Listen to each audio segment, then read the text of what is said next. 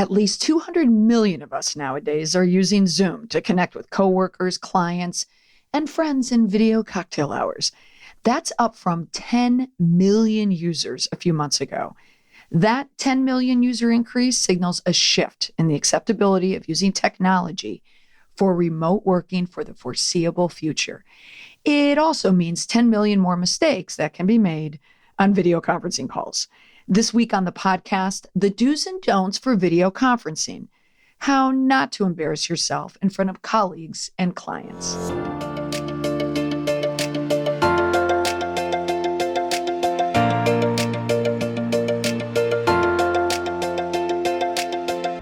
If you're anything like me, you've been on more video conference calls in the past few weeks than you've been on in your entire life. Others of you may have shifted to video conferencing to continue your business. My in-person workshops have become now my online workshops. And I don't know how you feel about online work products, but when people invest in me or in a program, I want them to see the value in it. So that means I need to bring my A game and my Z game. I need skills with a Z on Zoom. Or my X game for my workshop this week on WebEx. Well, you get the idea. You know what I'm saying. So if you're on Zoom and you want to Zoom, you can come on and give it a try.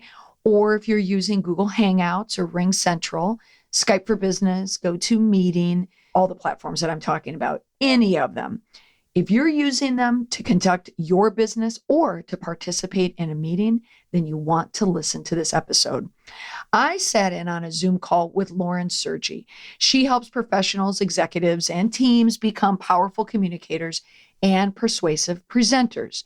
And now, with all these professionals working remotely, she's helping clients with the proper etiquette for participating in all of these video calls. How to bring polish when you present on video. We talk about what you should and should not wear on camera, what's behind you in your shot, virtual background, yes or no, the angles, the equipment. We get into all of it. So if you're participating in a video call this week, then this is a must-listen episode. Lauren, thank you for joining me on Zoom to talk about video conferencing. I am recording this for the podcast. I mean, typically I use a different audio system. I use Zencaster where I just do audio only. But I thought since I'm speaking to you about video conferencing that we should do this on video. Yes. And why not, right? Because one of the things that is always helpful is to have backups. Of course, we learned to have backups. Yes. Now, Lauren, I wanted to speak to you now. First, I have to say welcome back to the podcast. You have been on the podcast twice, and it seems like ages ago, like a different lifetime, when you spoke to me in November last year about navigating social dynamics at holiday parties in person. Yes, that was in the before times. The before times. It's like BC. Times. Yes. So now it's BC, before coronavirus. Yes. Oh, and AC after coronavirus. Well, here we are now in this day and age, wouldn't you say, of the video conference? It's really, for so many of us right now, it's the only option. You know, aside from obviously you can pick up the phone, you can talk over the phone, but if we want to lay eyeballs on each other, this is the only choice for many of us. And it's going to be that way for quite some time. You know, at some point, the movement limitations will be relaxed. We'll be able to start going to our offices. We'll be able to start seeing each other locally. But travel is going to be restricted for a long time in many different countries. And I think, too, that this whole situation where companies who might have been resisting doing remote work and engaging via video conferences, now that they've been dragged kicking and screaming into it, they'll start to say, hey, you know, this ain't so bad. Once we got used to it, it's not so bad. So I think you'll see a shift in overall business communication towards this as a standard way of working. I am, what are we, 4 weeks now? I don't know, based on where you are, your mountain time zone, Edmonton, Alberta. Mm-hmm. Okay. I had to say it like a typical American. We have to think about our Canadian towns and where they Oh, no, lie. that's what we do too, because God forbid you mix up Alberta and Ontario. So Oh, I would never. Ontario, but we are always very clear. Well, but one thing I've noticed, so I'm 4 weeks into this COVID environment that I'm in. And like you and I have very similar businesses. My business completely shifted in 48 hours, 72 hours. And I have to pat myself on the back, if I could, about recognizing that it was going to be tumultuous. It was going to be a complete shift in how we do business. And I think this was just my FEMA antenna that went off. And knowing my client base, which was very in person, right? Like, I had just come from an annual meeting in New Orleans, that face-to-face, the training where I stand up in front of a room all day, and in industries that count on the face-to-face. I predicted that this shift was definitely going to happen. And sure enough, I mean, I'm 4 weeks into it, and I've done, in terms of workshops, I feel like I've done 7 or 8 like formal workshops that I would not have done 2 months earlier. Yeah. I feel like we're here.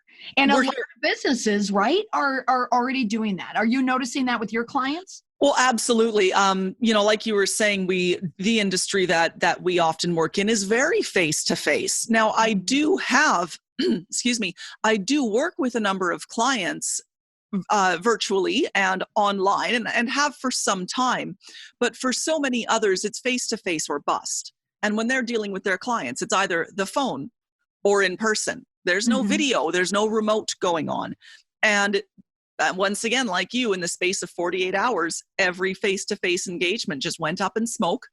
And it was more okay, the world has now come to an end. It wasn't that. It was, okay, we're still going to need to talk.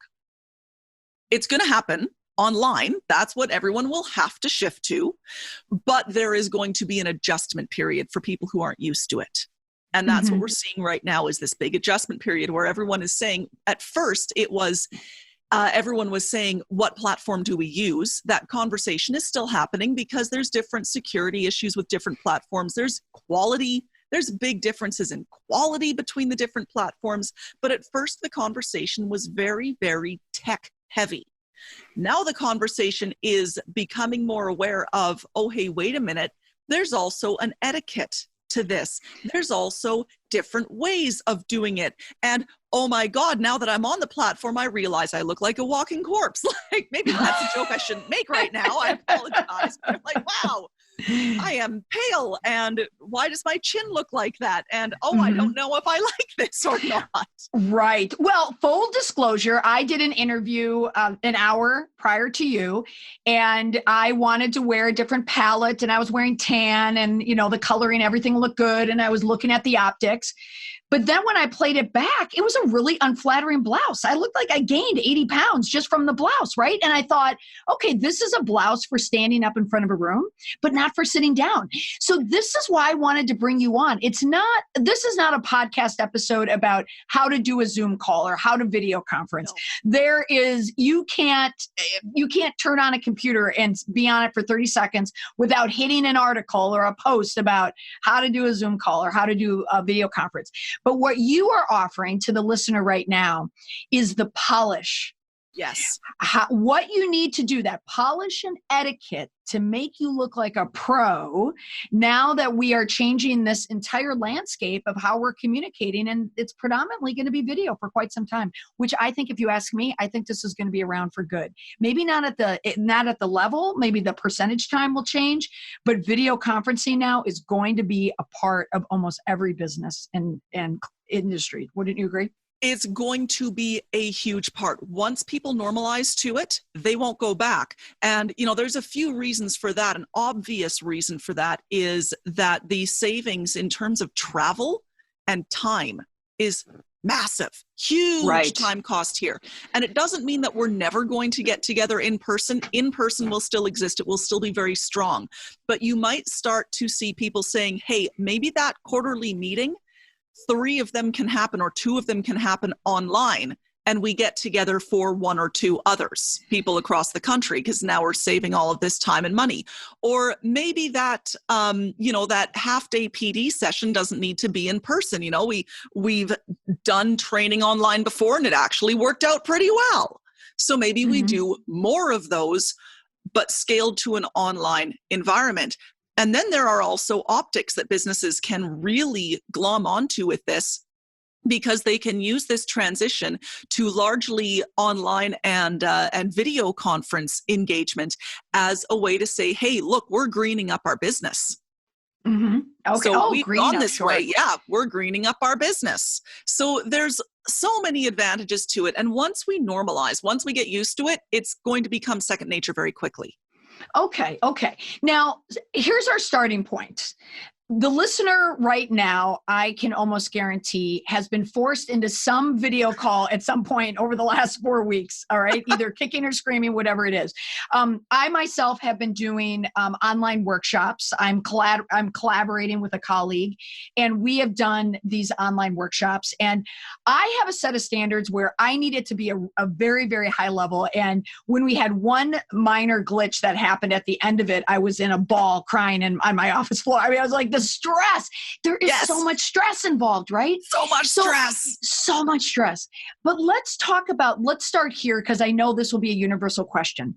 What is the number one mistake that people make when it comes to video conferencing, or at least their approach to it? Let's just start here.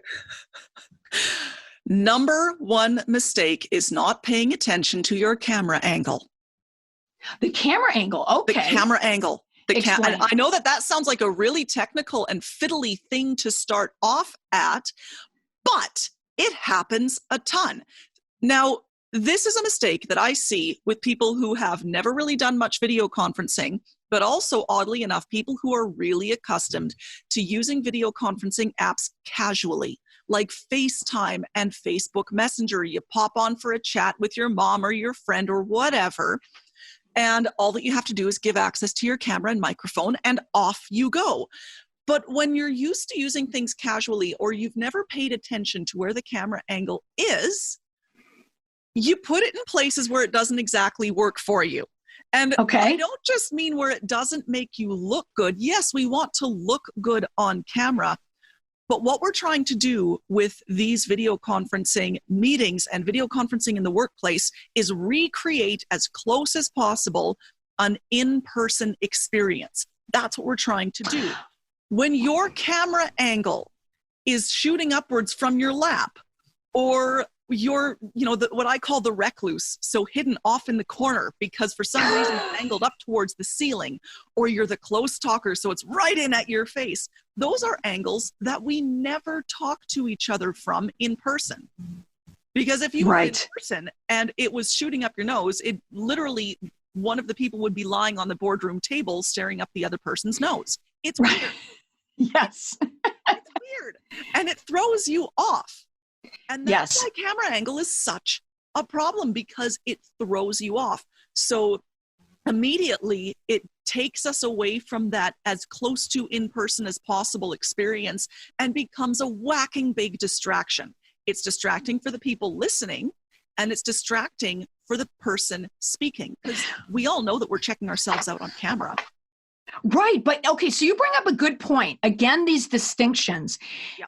As a moderator of these online workshops, just this past week, for instance, I gave one.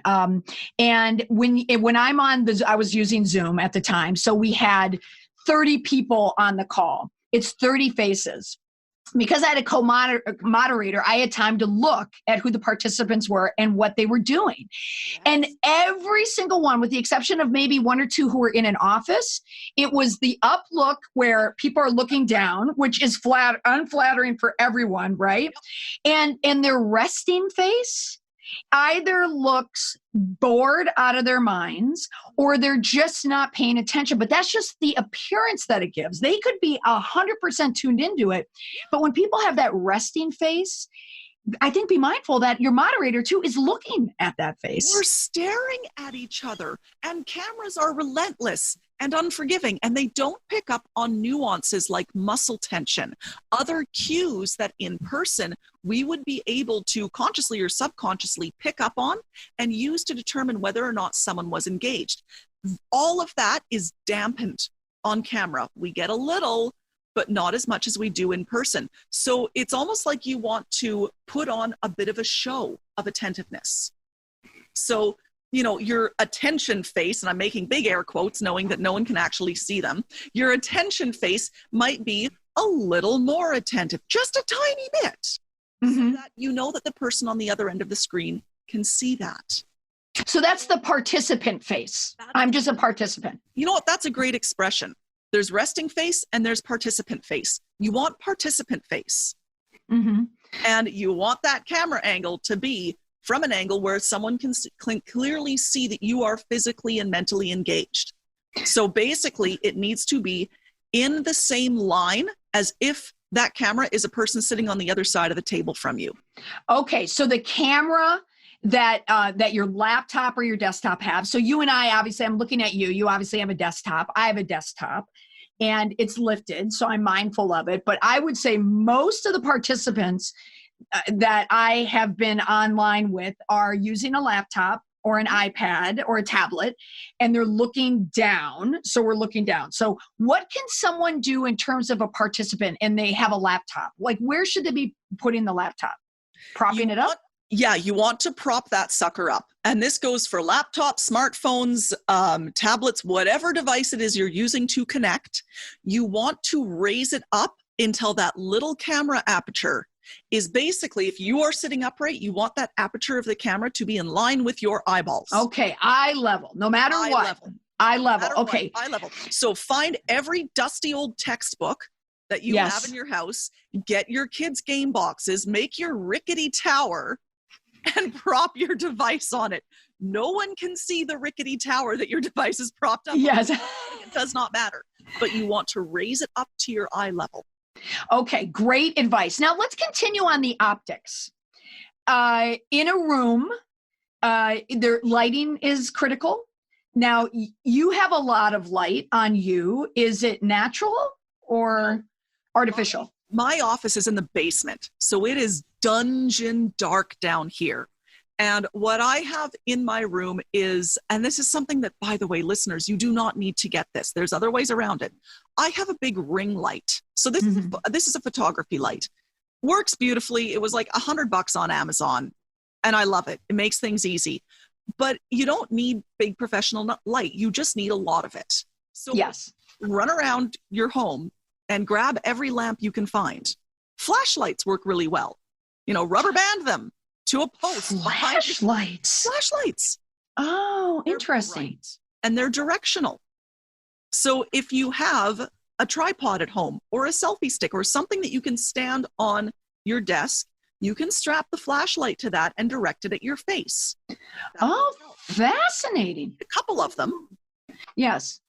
But it's volume of light, and you want the light to be coming at your face, not behind you. Yes. Okay. Which another critical point is you don't want to have your computer, you don't want the window behind you. Yeah. No, that always looks bad. Common error. Yeah. Common error. Too many people do that. Windows in front or on the side are nice, like a nice light.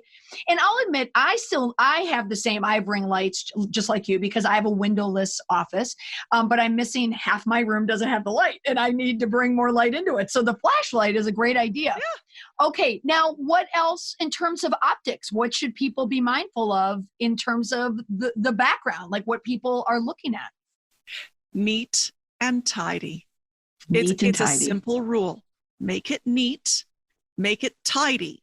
It doesn't need to be a really fancy wall. It doesn't need to be, logoed your company's branded banners. Right. It doesn't need to be anything like that. It just needs to look presentable. So I go by the judgmental sister-in-law rule. You find the setup in your house. I'm laughing. I don't even know what it is, and I love it already. Okay. If your judgy sister-in-law was coming over, which wall in your house would probably impress her the most? And that Oh. becomes your video conference. Oh, I love it. Okay. Okay. The judgiest person. It's funny. Yeah. Okay. Now so I will show that where I get a little judgy. This just came up in a conversation yesterday when I was talking about the background of a co-moderator. And there's just a lot of stuff going on, like lanyards from all the conferences that he had been to. And there's a mirror and there's like all these things. And I'm just gently trying to, tell him like, maybe we could just work on the optics. And he loved to make fun of, my one plant. And I know I only have one plant here. And I know I probably need some other prop, but I just have this white shiplap because I don't want to compete against what is behind me. But people are, for the most part, I'd say most people are competing with their background. They're competing with their background. And now everyone has their own personal aesthetic. I know people who think that anything other than white shiplap or a blank wall or something Yes. like that is just, it's terrible, it's atrocious, it's unprofessional, it shouldn't happen. That's their aesthetic. Behind me right now, which is what I normally have behind me, is one of my bookcases, and it has, a couple of little items and a few books on it. Yes. I like the bookcase look.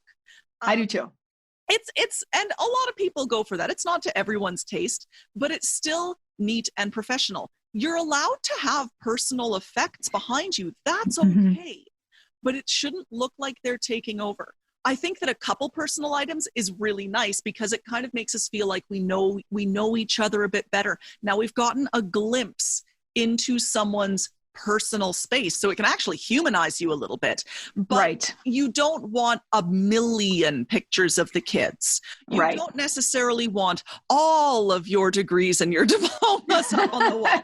There does need to be some sense of order and calm behind you. Calm. Oh, I like that. I like that. And in some cases, people might feel, or they'll set up their video conferencing call in almost a too calm place, like it's their bedroom. Yeah. And there'll be clothes on the bed. And I get it. Like, you're a participant, you're not presenting. You don't need to be in an office with all these lights. But as a presenter, I'm sitting and staring at that person's bed saying, just pick up your clothes. Just pick up your clothes, make your bed. That's along with neat and tidy. My other rule for backgrounds is no beds, no bathrooms, no kitchens. Yes. No beds, no bathrooms, no kitchens. Now, the bathroom thing is obvious. I like it. Mm-hmm. The bed thing is it's simply too personal.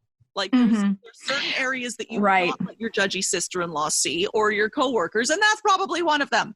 And the same thing with kitchens. Even if it's a really beautiful kitchen, even if it's very tidy and neat, it's not a work. It's not a space where you would ever do work. Mm-hmm. So there's a little bit of cognitive dissonance going on there when people see that. Yes. And it's just better to turn it towards a blank wall. If you have no blank walls, pin some curtains up. Get a tension rod, stick that in a doorway, and video against the tension rod with a curtain hung on it. Yeah, now, you bring up a good point of the do's and the don'ts, certainly. But I'm thinking of now we're in this BCAC, before coronavirus, after coronavirus environment. And so many people are working from home. And sometimes they may not have an office. They may not have a room that is aptly decluttered. They may be forced to go into an area that may not be ideal. But let's talk about this grace period, so to speak. Like my judgment, even though I'm secretly judging people, of course, but people are coming to this coronavirus environment in different phases and they're coming around slowly. So I feel personally, I'm less judgy than I typically would be when it comes to backgrounds and so on and so forth. But I think coming out of month 1 and going into month 2, now people need to tighten the ship just a little because we are going to be here for a while, and especially these video conferencing scenarios. So what do you think about this grace period of people using video conferencing? We are getting rapidly past it. Okay. Explain that. Here's the difficulty. Now it's hard to compare because the response and the measures that have been taken really do vary obviously from country to country. Certainly, I know in the US, there's a lot of variation from state to state. So, for some people, this might be just week 1 or 2. For us, it's week 4. Mm-hmm. But at some point, we have to say, okay, how am I going to make this work? Okay. And I think that the faster you figure out how to make it work, how to give off the image that you want to give off, keep the professionalism, dial that up, the faster this will become one less area of stress, one less source of stress.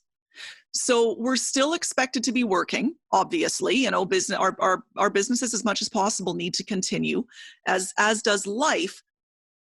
But after that first week of flailing, at that point, it's time to start figuring things out, because what we shouldn't be wasting our very limited and very precious emotional and mental energy on is wondering whether or not we look like an ass on the video conference. To me, it's an area of work that we can so quickly remove the stress from and so easily remove the stress from, that knowing we're going to be spending a ton of time on video conferencing, take 30 minutes to go around your house and say, okay, what is the one wall that will work? Where is the one area where the lighting is decent, where I can make this look like, where I can, when I see myself on camera, feel like the professional I am? Let me find that area. Let me figure out how to set it up. And now, whenever you have a video conference, you don't need to think about it anymore. Mm-hmm. And you won't turn on the camera and have that jarring moment where you're like, "What, does my chin look like that?" Right. I would agree. Completely washed out. You won't have that moment anymore. So the video conferencing itself becomes less of a stress-based activity. Right. I think you're right in terms of the timing too. Even though you and I are both at 4 weeks, other people are 1 to 2 weeks. In more rural areas, it might be 1 to 2 weeks. But I would say by, let's say Easter, the day after Easter, Monday, everyone should have up-leveled their video conferencing skills by this mid-April point. Yep. Yeah. And here's the deal with what we're discussing today. None of this is related to the technology. Oh, not like you don't you're need right. equipment to get this effect. You need a bit of lighting, and you need to figure out what people can see and what your camera angle is like. Well, so it's not the platform. It's your awareness of how to make yourself look the way you want on camera. Right. Okay. So now let's go to the tech. Let's go to the techie thing. And again, just harkening back a bit to the grace period, mm-hmm. I don't even like having Zoom interviews on my podcast because the quality isn't that good. And I always put myself in the headspace of my listener. I want them to hear crisp, clear audio. And even our interview is not going to be at that same level because we're on a Zoom call. Yeah. So there is that grace period that I give. And there's some of that give, that I understand that there's techie issues. Even as you and I speak, I know we're going in and out because I know I have kids that are supposed to be doing their homework right now, but I can see PS4 through the window. So, oh yeah, my 4-year-old's plugged into the tablet right now. Yes, I'm fighting Wi-Fi issues. But let's talk about the tech. What about sound quality? What is the best? What should the average person be investing in for audio and sound? So, or sound for a mic, but also headphones. Like, how are they navigating that? Yeah. That you say that what should the average person be doing, I think that's really important. One thing I don't want anyone to feel pressure to do is feel like they have to set up their own pro quality home YouTube studio or podcast studio in order to make the most of this. That's not what we're going for. And no one expects that of a leader or a manager or an employee coming from their home office, that that's the quality that they're doing, unless that is their business. And for you and I, this is our business. So we step it up. For the average person, one thing I recommend not doing is using those gigantic Beats by Dre style, like sound isolating headphones. Yes. That look like personal protective equipment. Because are you going to tell me it's optics only, or is it optics and there's sound? It's optics only. This is optics only related to optics. Okay. Because You are either going to look like you're getting prepared to be shot out of a cannon, or that you are a, mid-aged teenager who's still living in their mom's basement. It is the fastest route to looking unpolished on camera. So, okay. All right. So just optically. Okay. Optically, try to avoid the giant headphones. In terms of sounding good and making your audio work, plugging in with the headset that came with your cell phone will work just fine. Doesn't need to be a fancy mic. What you do want it to be is a mic that is close to your mouth, because that's going to make a big difference in terms of how well you're picked up. And a lot of these cell phone mics are unidirectional. So they focus in on only one area of noise, which cuts down the background noise. So if your kids are rampaging around, which mine are right now, the microphone won't pick it up. And that's a good thing. But the other thing that plugging in with a, just basic earbud microphone headset will do is it means that your speakers won't pick up, or rather your microphone won't pick up the sound that's coming from your speakers, which can be really important. Many laptop mics are the integrated mics that are in your laptop or your cell phone are a little overly sensitive, and they pick up what's coming out of the speakers, which creates noise and interference and people cutting in and out and everyone getting really annoyed because now you can't understand each other. So jacking in with a headset like that, where the sound is going into your ears, makes a huge difference. Does it matter? I'm using now my Apple AirPods, the cool jacked up ones, and it's Bluetooth. Is there any difference between quality if I were to do the cord and typical one that comes with the phone compared to Bluetooth? I find the corded ones are more reliable. Oh, sure. Okay. That's the only difference. And I will admit I do not have the jacked up Apple AirPod ones, which I hear are fabulous. And I see a lot of people who do this professionally and regularly using them. So they must be good. But my Luddite analog knee-jerk reaction is be like, no, cords always. Yes. I think it's just that my devices, the Bluetooth on them sucks. So okay. So I go with cords. But if you have a really good, reliable device, go for it.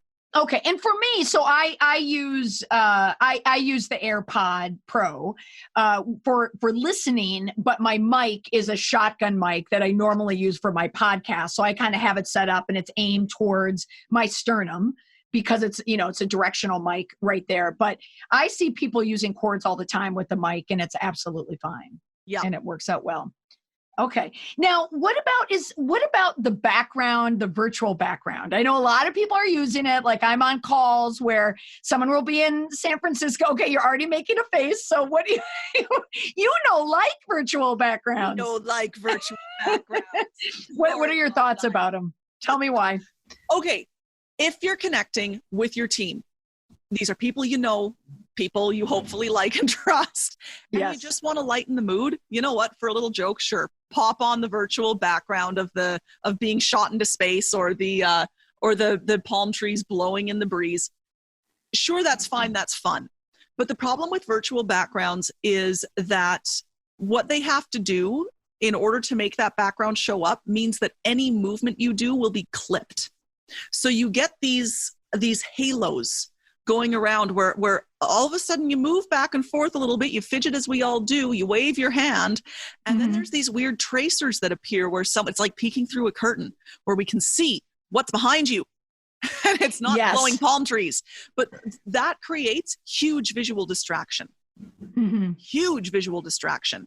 And to me, it's not the virtual background itself that's the distraction. It's that clipping that happens around the person's body. Oh, okay. Yes. And it drives me absolutely bonkers. Yeah, you become fixated on it. I know exactly what you're talking about. Yeah. It's, you might as well be waving a shiny wand in front of my eyes and say, ignore this movement, ignore the sparkles. Well, I can't, because my eyeballs, my little lizard brain is saying, oh, that's weird. And it's just distracting. So don't try to hide a crummy background, a crummy backdrop with a virtual background. Yeah. So the only time I feel it can be deployed is one, if you're a true techie, which on my workshops, I have a third person who is my techie. He has a green screen behind him and he has a branded virtual background. It's nice and subtle. It's not no distraction whatsoever. And then there was a case, a friend of mine shared with me that she was on a conference call at work. And this was a few weeks ago when one of the participants was at a hotel in Florida, and had to take a work call outside wearing a bikini and a swimsuit, right? And the boss very gently had to say, next time, perhaps you could put a cover up on or put on the virtual background. You know what would have been the easiest solution? Yes. Audio only. Audio only. Audio only. Yes. Great point. Yeah, I think that it is perfectly acceptable if you are taking an unexpected work call. I think it's perfectly acceptable to say, you know what, I'm not quite set up for this right now, so let's just take it to audio. Great. And also, that's a great point. Also, audio, if you are having Wi-Fi issues and you don't want to pull so much on broadband, just do audio only. Just take the video off. Okay. Yep. Okay. Quick fix. Yes. Oh, Lauren, these are such good tips. And again, it's not just, a lot of it is common sense video conferencing, but I like the approach that you're taking is the polish. What's the etiquette? How can you just add a little bit of polish to it to up level your presentation there? Now, I also think part of my kind of toolkit, my response kit mindset in terms of public relations, I like the idea of leaders becoming comfortable with this idea of using video conferencing. From this point on now, a part of my PR marketing response kit mindset for my leaders is video conferencing and how to add that polish, especially now. I think we're going to boomerang that a lot of our employees are going to be itching to work from home. We're going to get this remote work mindset, and leaders are going to have to be comfortable giving meetings and directions online. So wouldn't you agree that maybe if you're running a business or you're a leader of a business that you should have your video skills up to a little different level, correct? You absolutely want that to be up leveled. If you're a leader in your business, maybe you are right at the top of the chain, maybe you're somewhere around there. You want to have those skills really propped up at this point. And part of that is, again, video conferencing is a visual medium. We are a visual species first. So all humans, if we can see, if we have sight, that's the first place that we take in and interpret information. So what people are seeing of you on the camera during video conference is going to affect how they interpret everything you say. And it affects it at an emotional, very often subconscious level. So if you are a leader, you need to be presenting calm, control, that you've got the situation, maybe not the situation underhand, depending on what the situation might be, but that you are poised to deal with things. And that poise gets reflected by what people see of you on camera during the video conference. Hence, having a good appearance, having good lighting, having a good backdrop. It's to reinforce your suitability and your ability to steer the ship. Oh, well said. Well said. It reminded me of one more question. This was going to be my transition at the end, but I think this is important because it's something that I think about. You said appearance. We talked about lighting. Let's talk about clothing, hair, makeup. What are some tips that you can offer around that? The clothing is fairly simple. Usually it's whatever you would wear in your normal work environment. That is what you want to be showing up to on video conference. There are a few caveats. Sometimes what looks good in person, and you mentioned this, Molly, sometimes what looks really good in person does not look so good once you're on camera. Right. And it's kind of funny because I am wearing a black turtleneck right now. If I roll the collar up so that it's where I would wear it in person, I get this weird floating head effect when I'm on camera. So the collar right now is actually rolled quite a ways down. You want to kind of test out your different clothing options on camera and adjust as you go along. Something that I've realized about my space and my camera and my lighting in my office is that brightly colored lips, basically not even brightly colored lipstick, any kind of lipstick, the color on my camera gets dramatically amplified. So Yes. I have to go fairly neutral on it. Otherwise, it looks like I'm wearing clown makeup. But I have to wear more blush than I normally would because the lighting washes me out. Yes. So these tweaks and these adjustments, just pay attention to how you look on camera and say, okay, this is the look that I'm going for. This is the impression that I want to give. Here are a couple tweaks that make it work in this medium. But aside from that, it's what you would wear to the office. Okay, Lauren, share with the listeners what you have, what you're offering now for people to help them in this new video conferencing environment. Well, of course, a lot of my clients have been reaching out and saying, hey, my staff is a hot mess. Can you please help out? So I've really ramped up the offerings that I'm giving in terms of polishing up your overall appearance, your overall presentation skills on camera, on video conferencing, adapting your in-person presentations for online delivery. There's a lot of different skills there. And what I will have coming up fairly shortly within the next couple of weeks is online training that anyone is able to sign up for on basically an extension of what we've spoken about today. So we're going to dig a little more in depth into creating a nice setup, how you can use what you've got around the house to give the impression that you want, how to speak so that the audio constraints are less of a problem online, as there are different speech patterns that are useful to adopt when you're video conferencing. So this is training that will not require you to invest in any kind of heavy technology, but will help you ramp up that professionalism overall. And if that is something that you're listening to today's podcast and you're saying, hey, I need in on that, or hey, this other person needs in on that, head to my website, laurensergy.com. and just sign up for the newsletter, because that's where I will be releasing the information on how to get in on this training. Oh, that's wonderful. And I think it's going to be so valuable. We are in that place. So even if you are not someone running a business online, you don't necessarily have a virtual business, even if it's brick and mortar, you're still going to be doing a lot of your business operations and interactions are going to be on video now. And there are things that you probably never think about. And that's why we have professionals like you who can help people up-level their video conferencing skills. Amen. Lauren, thank you so much. Thank you so much. And I appreciate you speaking with me and sharing all of your wisdom on this. I feel that you have found a niche, Canadian, you found a niche of that polishing your presentation on video. It's going to be critical for a lot of people. So I'm so happy that I had a chance to speak with you kind of early in this environment. I'll probably touch base with you again and find out what's changed, if there's anything that's changed down the road.